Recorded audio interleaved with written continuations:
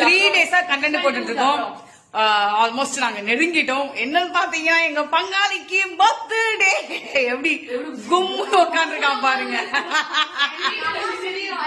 சரி சரி, இப்போ வெட்டலாமா கேக்கு? வாங்க நம்ம லிங்கேஷோட சேர்ந்து நம்மளும் சேர்ந்து கேக் கட் பண்ணலாம். Happy birthday to you. வெட்டே குள்ளப்பையா உட்காந்தா ஒட்டுவான், நிக்க முடியாது அவனால.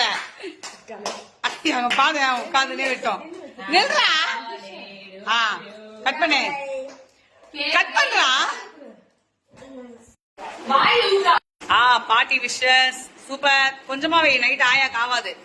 Deepa love. Wow very nice. குலாப்பையா என் பங்காளி கேக் கொண்டு போறா. சூப்பரா இருக்குமே. அக்கா லவ். இங்கேஷ் அவங்க தாய் கூட்டுற தருணம். தாய் பாசத்தை மிஞ்சின லிங்கேஷ். இன்னைக்கு கஷ்டப்பட்டு நான் வந்து கண்ட்ரோல் பண்ணியிருந்தேன். ஏன்னு கேட்டீங்கன்னா லிங்கேஷ வந்து திட்டாம இருந்தேன். ஏன்னு கேட்டா இந்த செல்ல பையனுக்கு பர்த்டே. ஆமா கத்தம் வைக்கல. அவனும் சும்மா செம்ம ஸ்மார்ட்டா இருந்தான். அவருடைய பர்த்டே ட்ரெஸ் இதுதான். யார் வாங்கி கொடுத்தா பர்த்டே ட்ரெஸ்? சூப்பரா இருக்கு பாத்தீங்களா? அது புத்தி அதை காமிச்சிடும். அதான் இப்ப தெரிஞ்சா இதையும் அசிசமா கேட்கணும். இதுக்குதான் பெரியப்பா. பெரியப்பா பெரியப்பா தான் வாங்கி கொடுத்தாரா?